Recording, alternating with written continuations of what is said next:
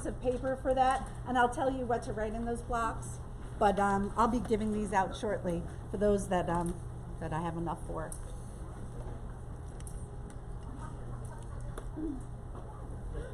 I won't play any more music for you.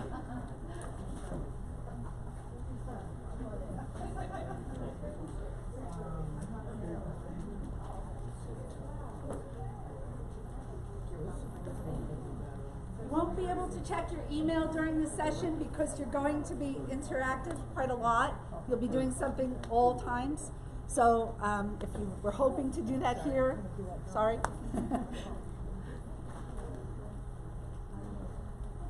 Welcome, welcome. Packed house, nice. You guys are good. You missed the selfie. Yes, you did. It'll be on one of my, probably all of my social medias. I'll get it out there. I tell you what they are at the end, so if you want to see it. I think we're being live casted or something. Not quite sure. Says it up here, live streaming brought to you by C2020. So the session may be recorded and you might be able to access it after. 2 more minutes. My grad assistant is asking if I wanted to make more handouts. No, we're good, we're good.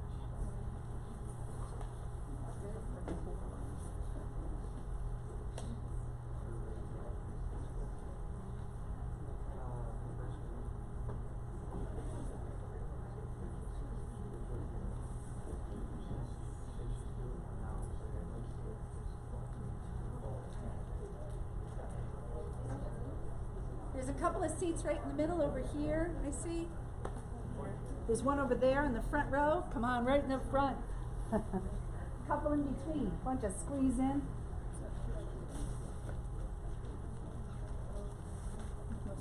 You're going to need to like write or draw, so.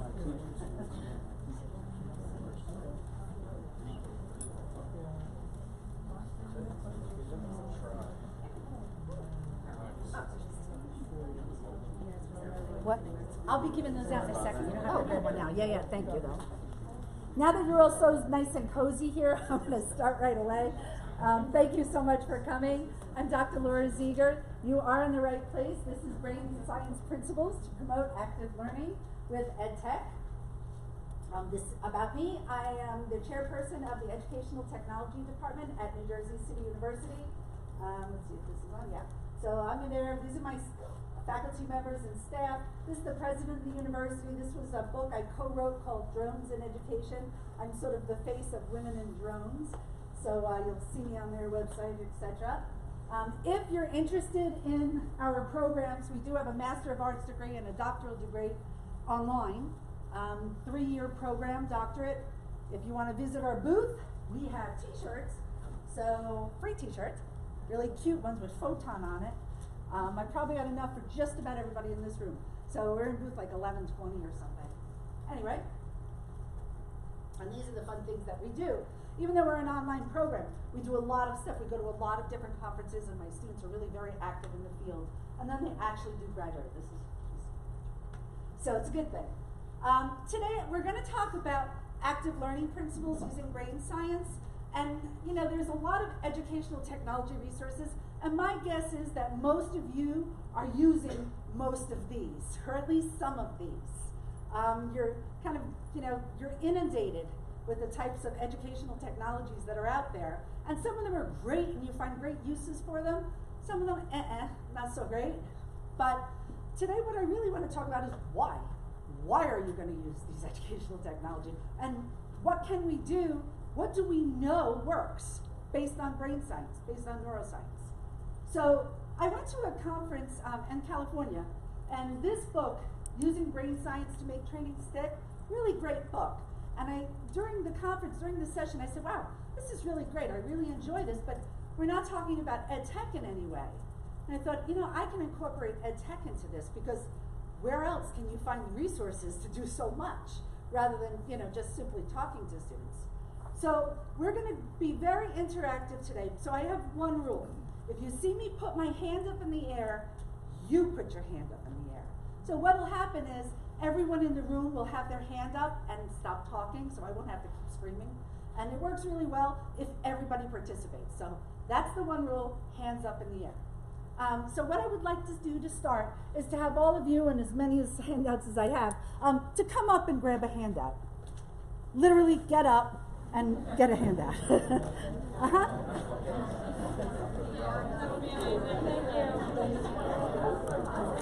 Oops, sorry.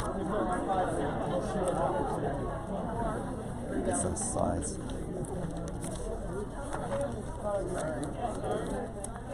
I don't think there's going to be. Never mind.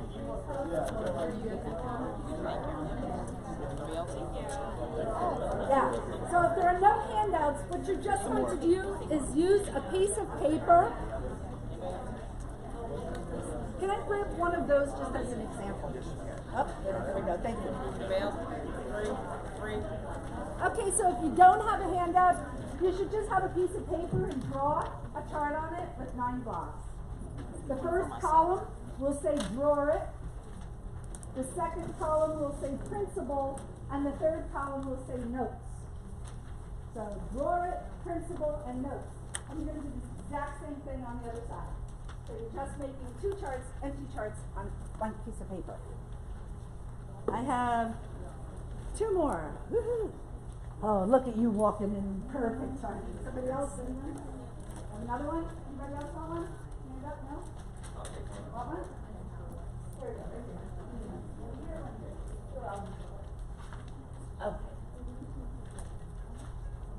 Okay, so in that very first box in the left-hand corner, I want you to draw shoes. The very first box, I want you to draw shoes. Now you can draw any shoes, doesn't matter. No one's going to see your drawing, so you don't have to worry about how good you draw. But I want you to draw shoes that you would find interesting or that you like to draw or whatever. It's up to you. And draw shoes. Clogs, flip-flops. Some people really get into it, start shading their shoes, stilettos. Draw some memorable shoes. Give me a minute to do it.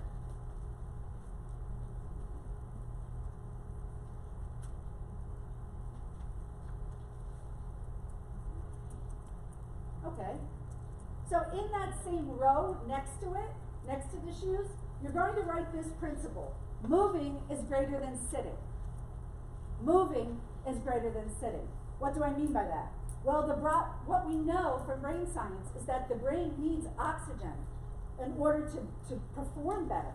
The more oxygen it gets, the better it performs. One of the greatest predictors of successful aging is not a sedentary lifestyle. You have to keep moving. And so every 10 to 20 minutes, believe it or not, learners need an oxygen break. They need to have glucose go to their brain for energy. So why did I make you get up and get a piece of paper just now? Because you were also very comfortable there that your brains were going, oh, all right, we're just going to sit here and relax and we're going to let her talk at me for an hour. No. And, it's messy. Students coming up getting, paper is messy. They got to get up. It's going to cost 3 minutes of time, It's okay. They need it. So what can you do? You can have them, get up to get paper. Sure, you can have them write on the board or a, smart board or do something a little more active. How about flying drones or working in groups, moving to another location? It doesn't matter what they're doing as long as they're moving every 10 to 20 minutes. Okay?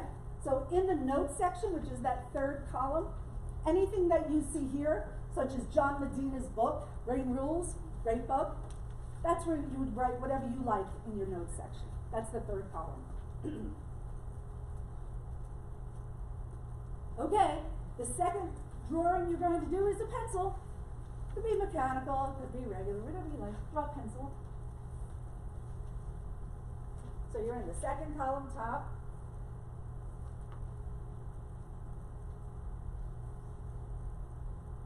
You're actually the second.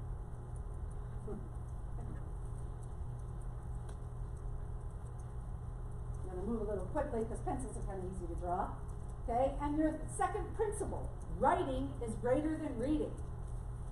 Writing is greater than reading. When writing, students are engaging with the content.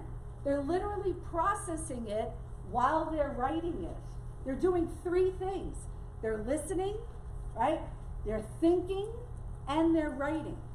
So if they're not writing, they're only doing two processes.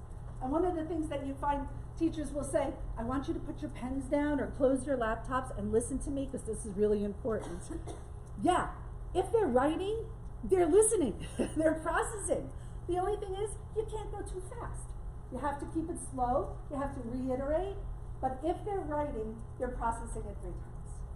So let's try to get them right. And again, this is based on neuroscience. Brain Matters is another great book, Patricia Wolf. Writing and thinking, strongly linked. We know this. Yes? What were the 3 things you said they were doing while they were writing? Right here. Listening, thinking, and writing. 3 processes. And again, if you're interested in learning more about the brain science behind it, this would be the book that you want to read. Okay, we're moving quickly. I'm going to give you an ed tech. How many of you are familiar with word clouds? Probably a lot of you, yes? Used Wordly mainly, right? Well, Wordly doesn't work anymore, right? Because we've got all those issues with Java and Flash, etc. Wordclouds.com is another tool that you can use to create word clouds. And just to give you a really quick thing about it, you can type words in. You can also upload documents, PDFs or documents, PowerPoints. You can upload a text document. You can put in a whole website address. And what happens is it takes all of the words, for those of you that are not familiar, and it creates an image, a word cloud. This one, let's see if I can get up here quickly. Good. So any technologies that I use that I'll talk about are free, easy to use, you don't have to register, right? We hate having to register, paying for it, and trying to figure it out for like days. So this stuff is all free. I didn't log in, I didn't do anything, I'm in it. And basically, you could use the wizard right here, and the wizard will walk you through how to use word clouds. You really probably don't even have to. If you create the files, and I hope you can see, you can type or paste text in, or open a document or a URL. You could save this as an image. You could share it. You can edit it. There's a lot of things you can do with it. It's got a lot of capabilities. So why would you use word clouds? So a lot of you know about them. How do you use them? So let's try to get you to give us ideas, because there's a lot of really smart people in this room. I'm not the only one, and I think that all of us, if we share, you're going to learn a lot more. So how do you use word clouds, or how do your teachers use word clouds? Yes? Use them to evaluate websites, post it in, and then see what words we use the most. Yeah, so the website, yeah, I like doing that too. When you put a website in there, it shows you the words that are most often used will be larger in the word cloud. Those that are smaller are used less often. So just to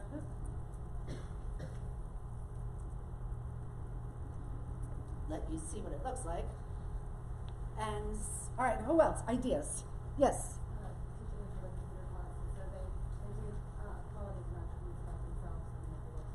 So they do attributes about themselves and make a word cloud. Do you have them present that? No, they just turned it in for. Because you know, these are great as presentation tools. Oftentimes when you give students, create a PowerPoint, you know what they do. They put every bit of their text on the PowerPoint, and then they stand there and read the PowerPoint, not engaging with their audience.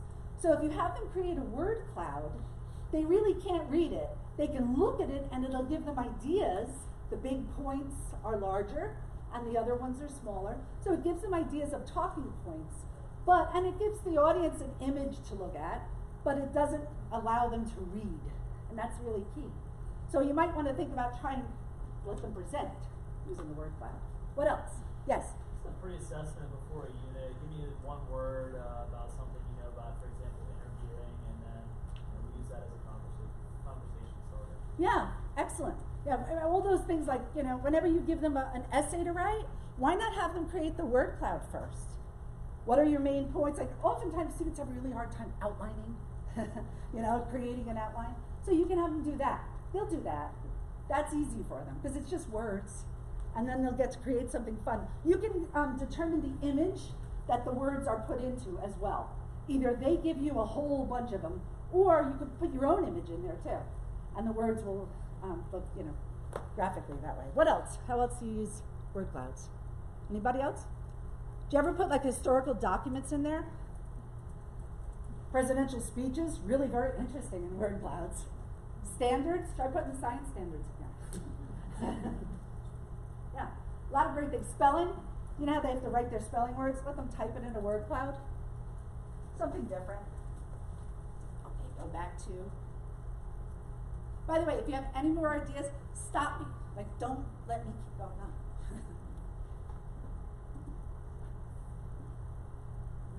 This one. That one. Here we go. Number 3, you're going to draw a mouth. So we're going on to the next principle. Any kind of mouth. Smiley face mouth. Rolling Stones lips, whatever you like. Draw a mouth.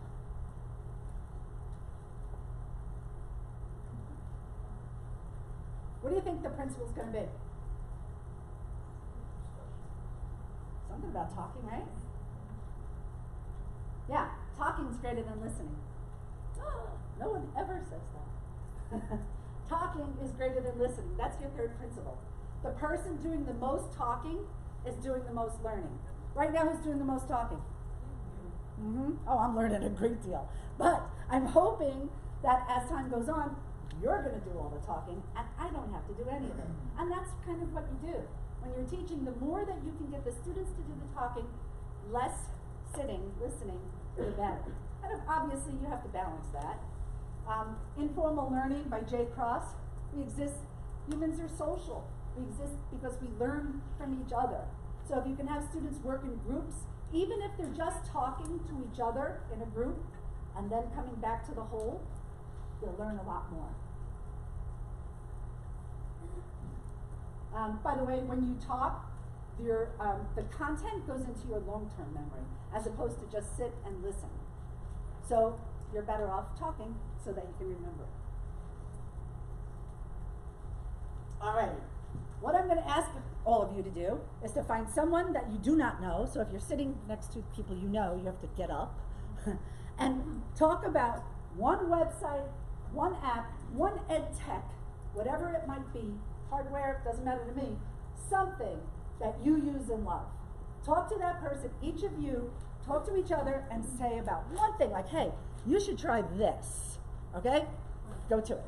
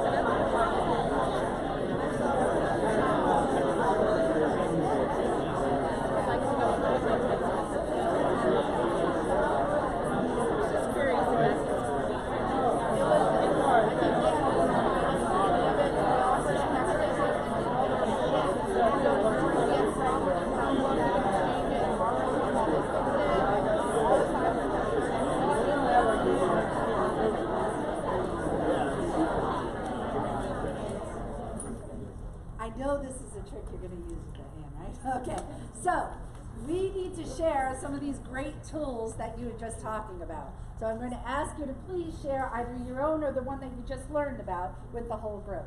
So I'm just going to go for volunteers, otherwise I pick out people who don't want to do that. So volunteers, share some of the good stuff. Yes?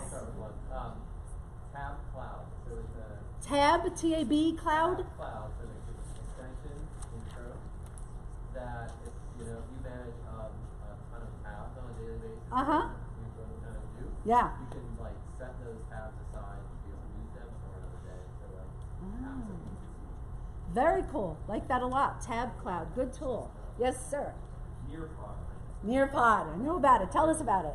Nearpod is like PowerPoint, but better.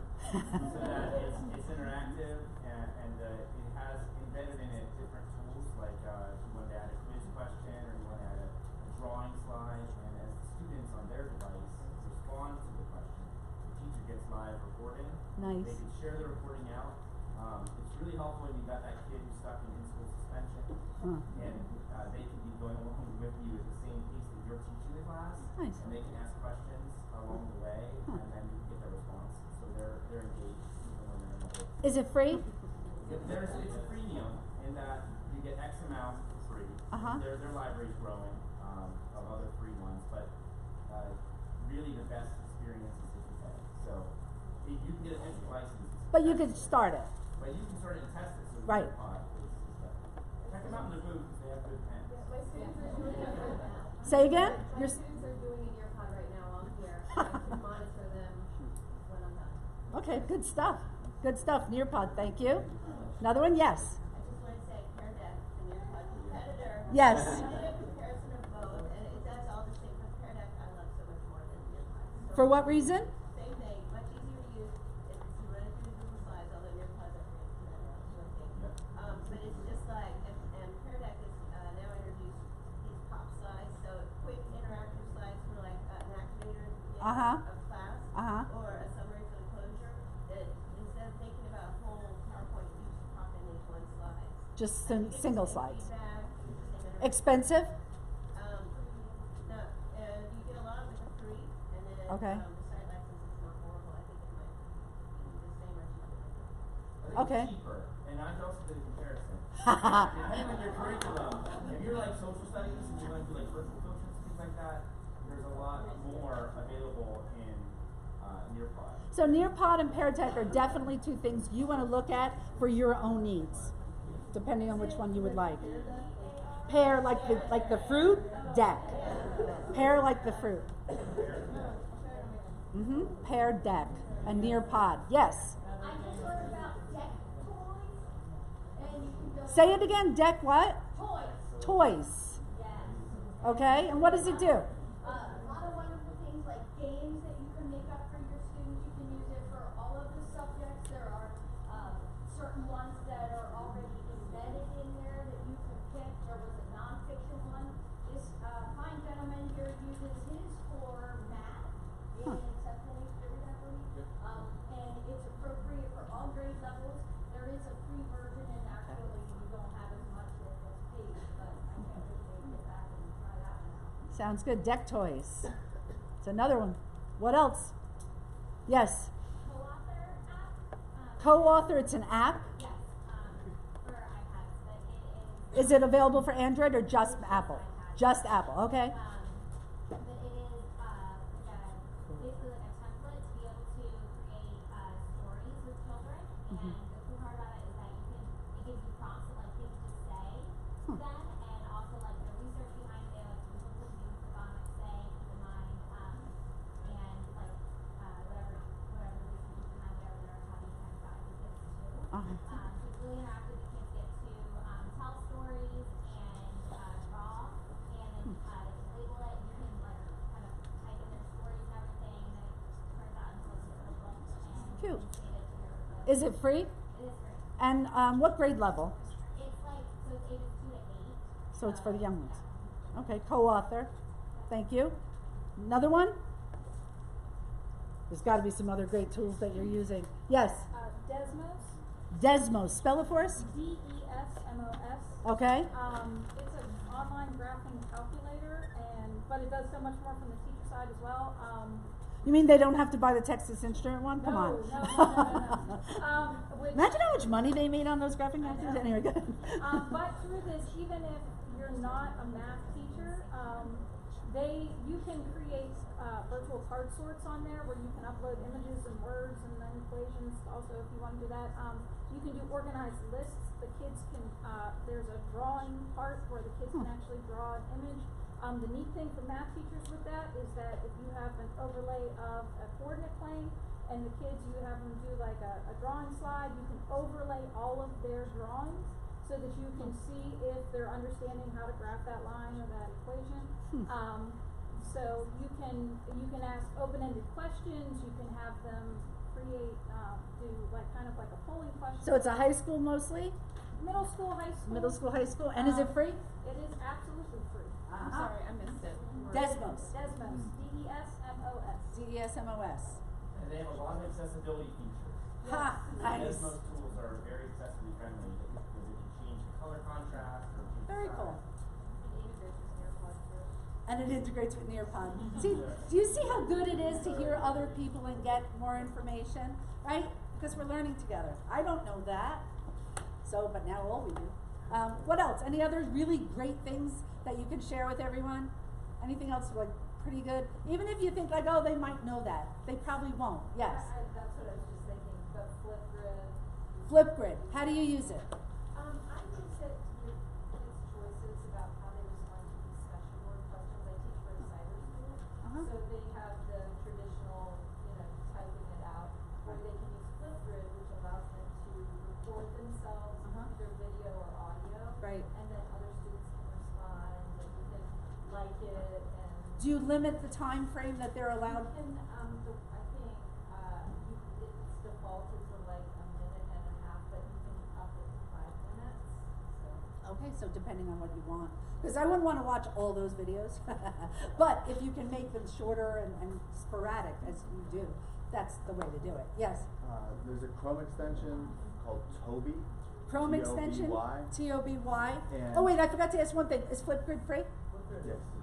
Thank you. Toby's free. Toby is free, And T-O-B-Y, Chrome if, extension? Basically, if you're like me, you have 100 different windows of Chrome tabs open and 50 tabs in every one of them. It allows you to save them and then like label them as a session. So like when I was prepping for Pete and C, So the same I thing would that group one them. does. Oh, I'm sorry. No, it's I good was to know sorry. more. Yeah. What was the other one called? Tab. Tab Cloud. Uh-huh. Apologies, I'm And this repeating is one. Toby? Toby. It's been a game changer for it because you can just save off where you're at and pull them all. So take a look at both of them. There's two different ones. Yes. Maybe this is really simple sounding, but I love the markup tool in Apple's Oh, like, that is proposal great. thing. Say it again, the markup tool. Like where you write on a photo. Uh-huh. And you can type too, but like from everything from having kids diagram and find examples in everyday life of whatever, for science or for art, I use it for angles and proportions and things like that. But also, I broke my leg 2 years ago, and I had my son take pictures of all the closets and books and shelves in my room, and I could literally send her a text back saying, it's on this shelf right here, so she could find things, because she had to cover for me for 2 months. And Yeah, I actually do that with my kids. It's not like I could set things up ahead of time, I didn't know it was coming, Yeah, right. I do that with my kids. I'm like, look at this right here needs to be cleaned up. Yeah. They love that. But yeah, good thing. Markup tools for sure. What other one? Yes. Canva. Canva. Canva. C-A-N-V-A. Yes.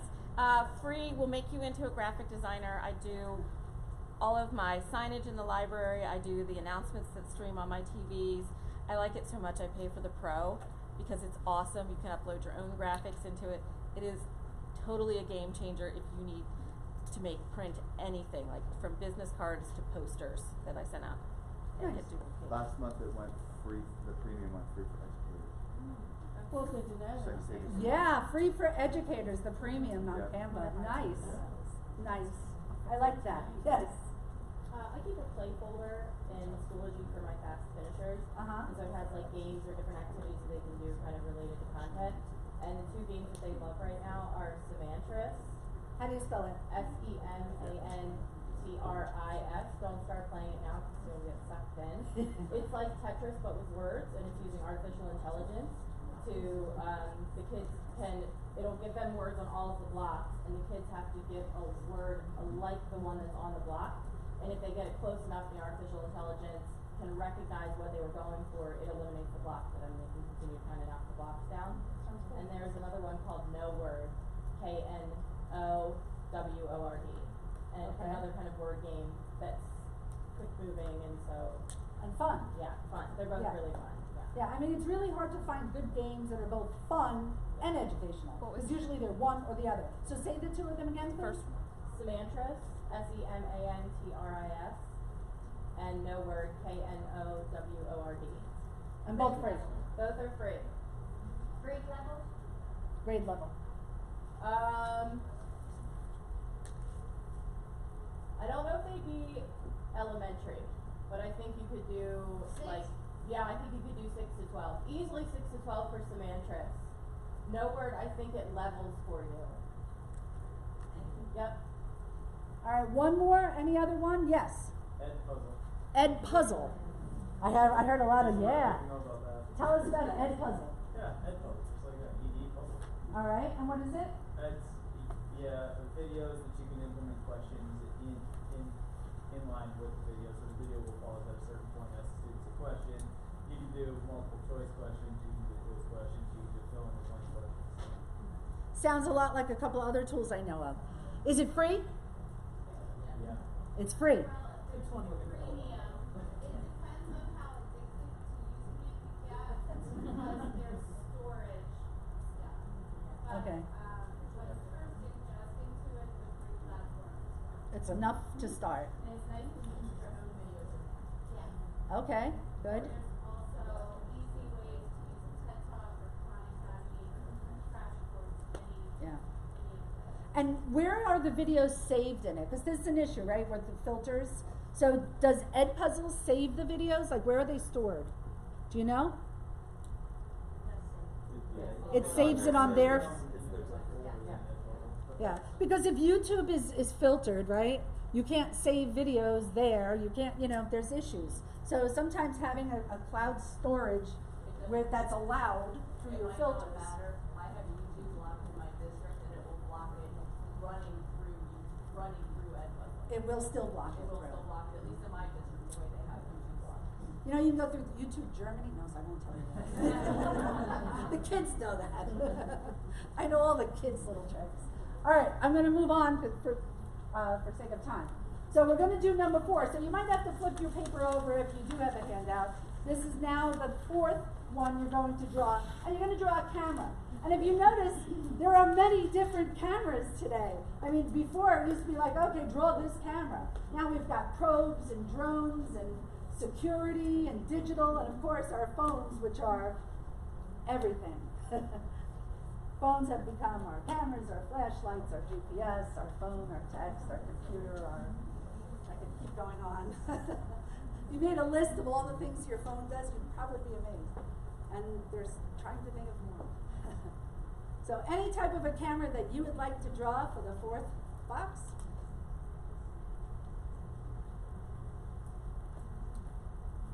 And I promise these drawings will make a difference.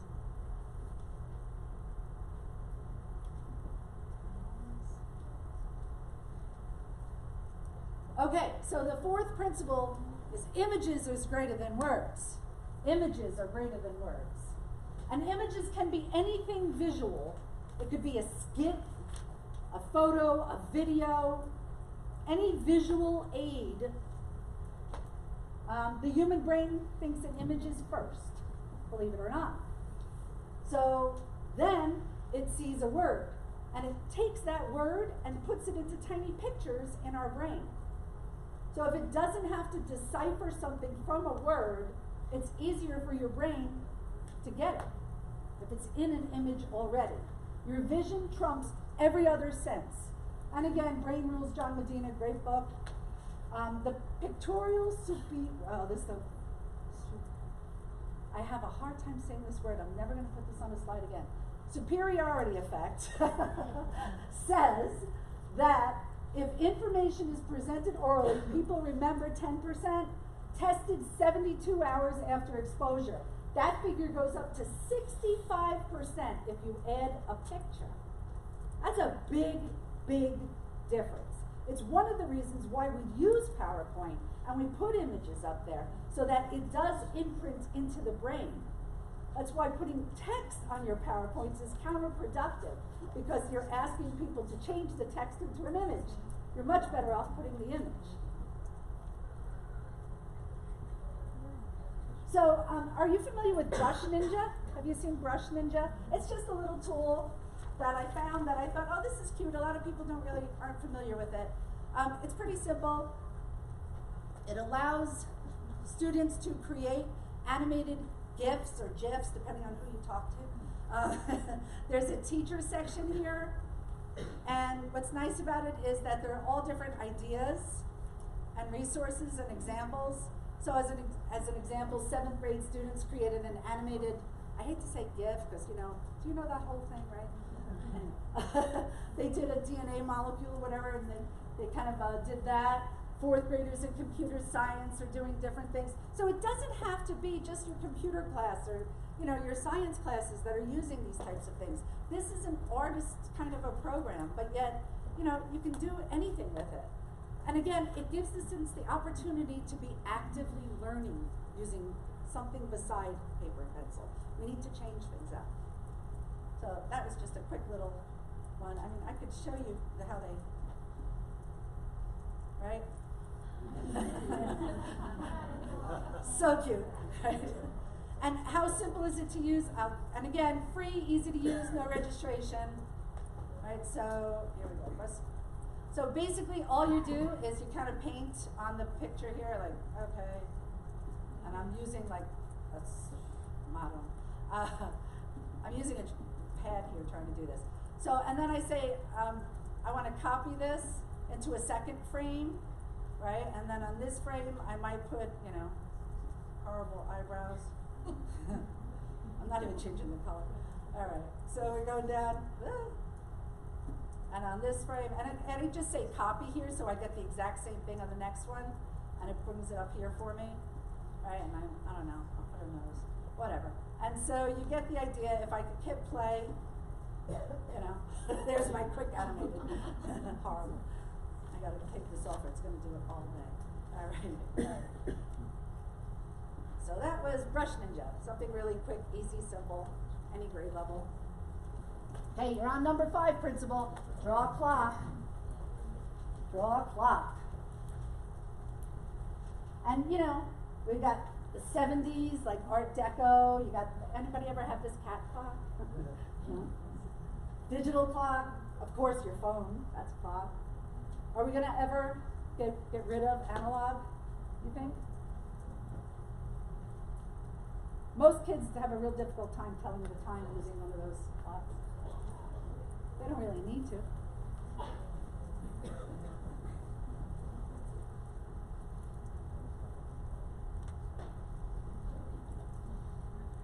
Okay, the 5th principle, shorter, greater than longer.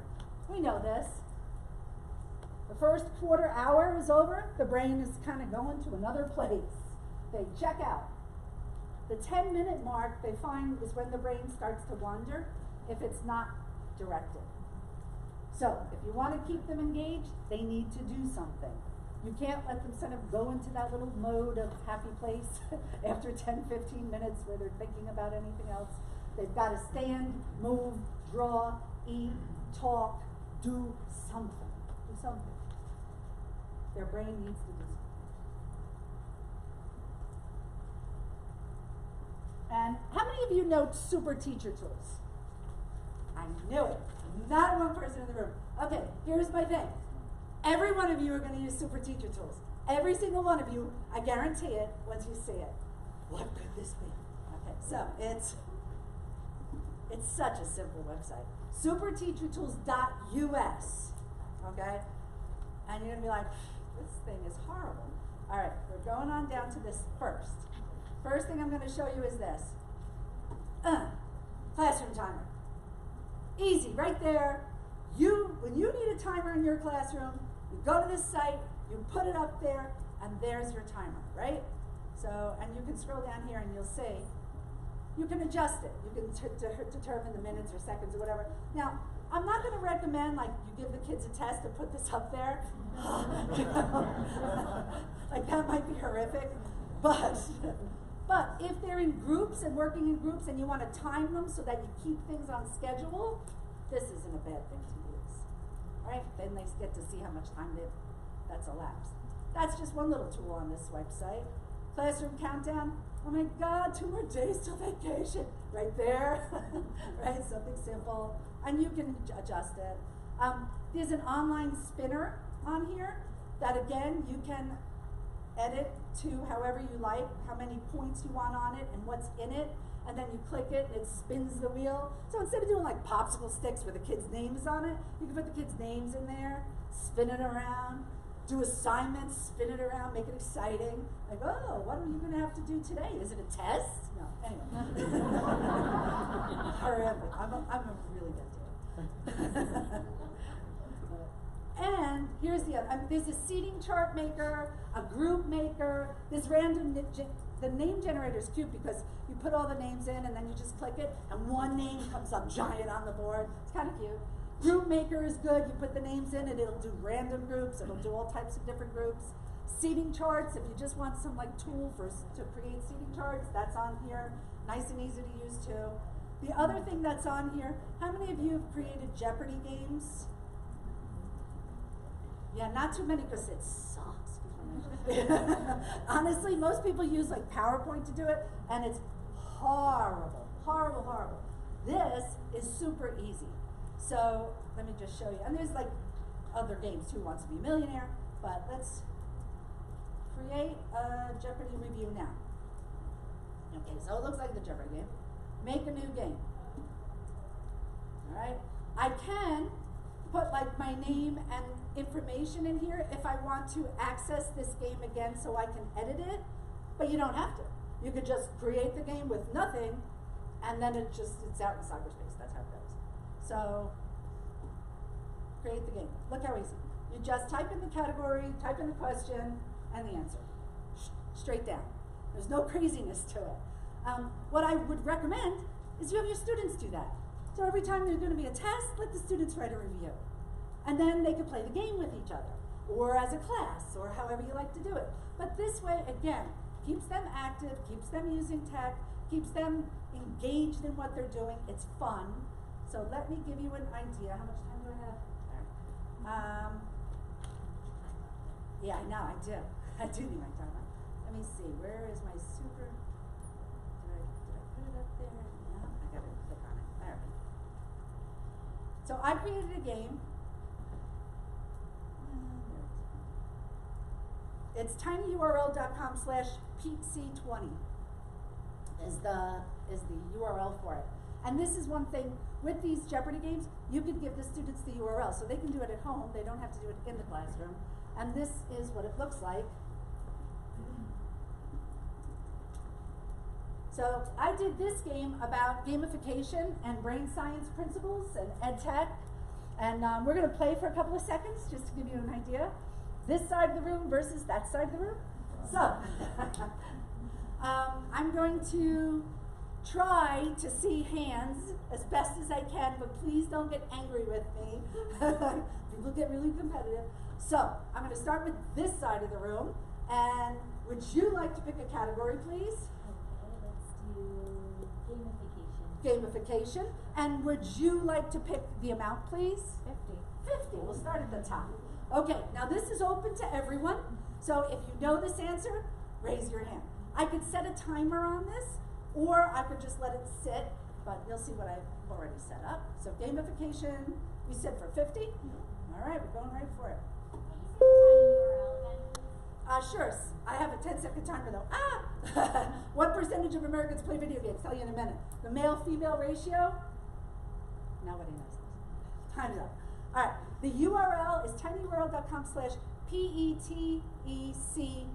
PETEC20 without the N, without the ampersand. PETEC20. So, anybody have an idea? What percentage of Americans play video games? 75 right here. What does your side say? All right, I can't hear you. So we're going to go with 58%.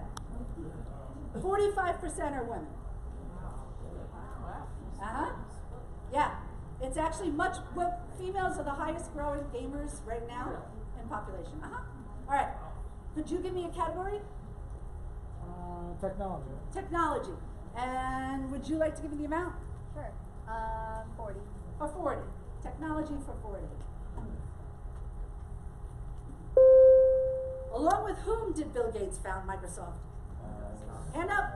Steve Ballmer and he just died. Paul. Alan, thank you. The dead guy. The dead guy, Paul Allen, correct. So, what I would do here is I would go on the scoreboard and I would give whatever team the points, right? I could just put them right in there and go right back to the game board.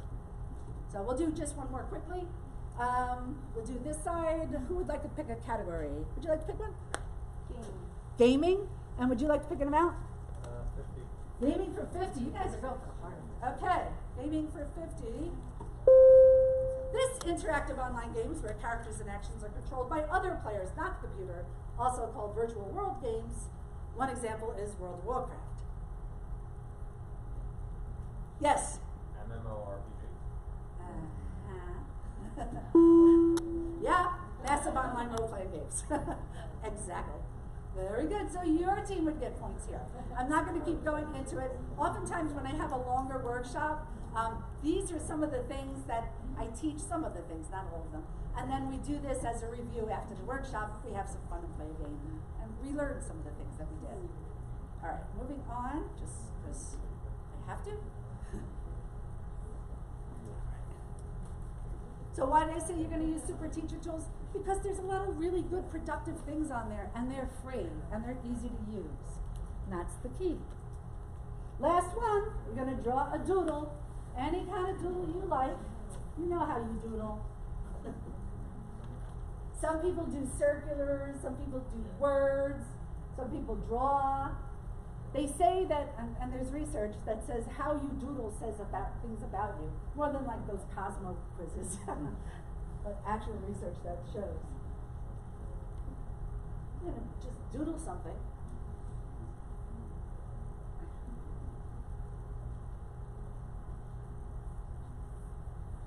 You ever have a teacher tell you to doodle? Okay, the sixth and final principle, different is greater than same. Different is greater than same. So any stimuli introduced into the environment that's new or of sufficiently strong emotional intensity, high contrast, right, is going to gain our attention. So the brain is ignoring anything that's the same. So if I'm walking over here, the student is going to say, huh, that's different. She's not where she's normally walking or standing or talking. I get an attention by moving, simply going somewhere else. Now, everybody in the room is like, why is she going to the back of the room? Again, it's just to keep your attention, something different, right? Different, greater than same. Change their desks, change the bulletin boards, change whatever you can change, not just like constantly change them, freak them out, but you want to keep things exciting, novel. One of the things that, have you ever heard of this new thing by Google? Made with code? Anybody know about this? Yeah, Google has this whole division. They allow their employees, I think it's 5% of their time to work on anything they want new. And so they come out with all these new things and they don't tell anybody. Kind of interesting. But this one's called madewithcode.com. And it's pretty simple. It says, do you want to start coding or learning how to code and why? And it gives you all different projects that your students can do. Discover your coding superpowers, making water safety accessible for all, watch the video and then do some coding things with that. So let me give you an idea of the projects that are out there now.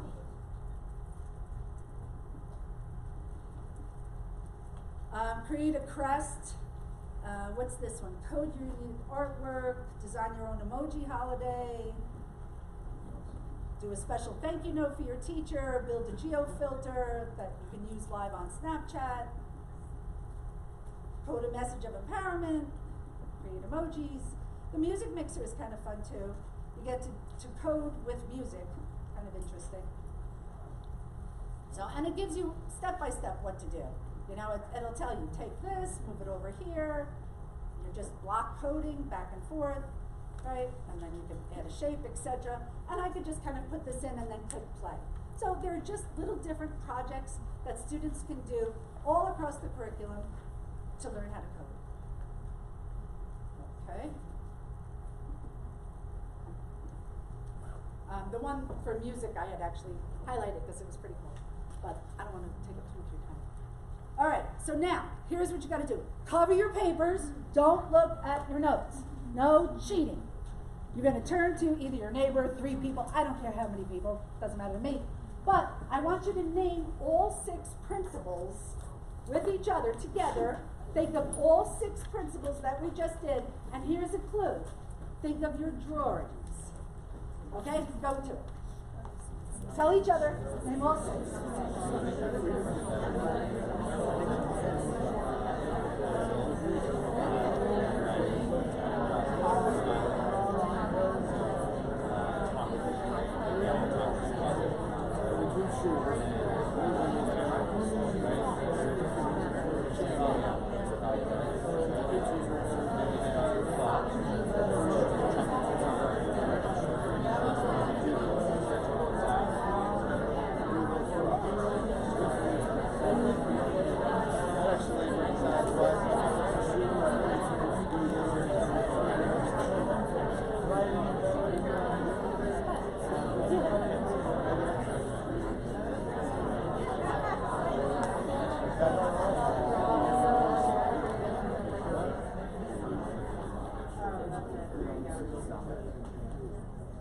Okay, all right.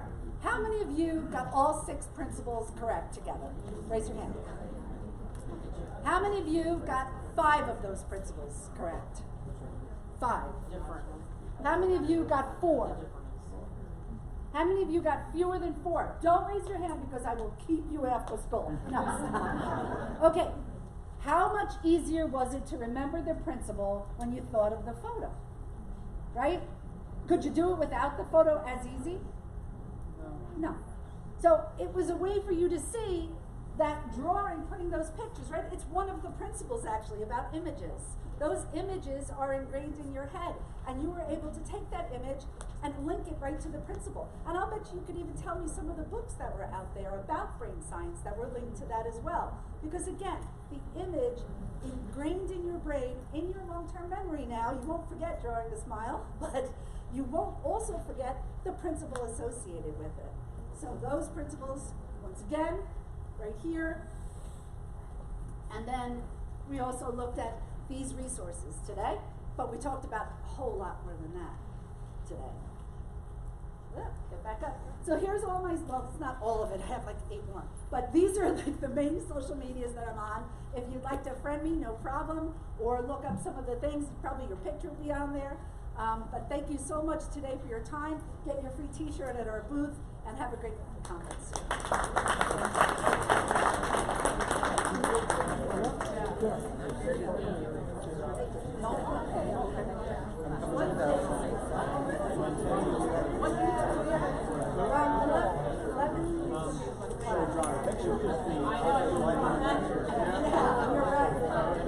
Coming over for lunch? I think I can actually walk at a normal speed. Yeah.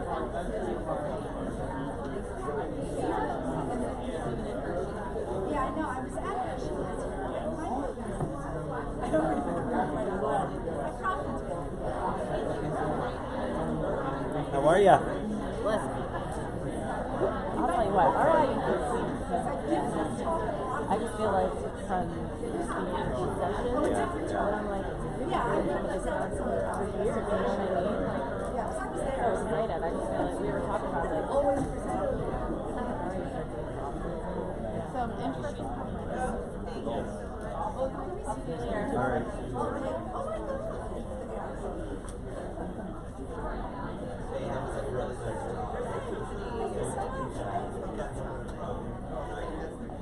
Oh, nice. Nice to meet you.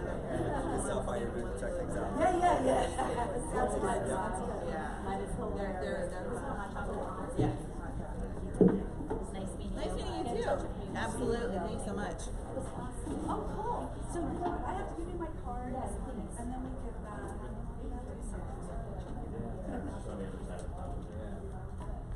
Yeah. I'm hoping I run into one of my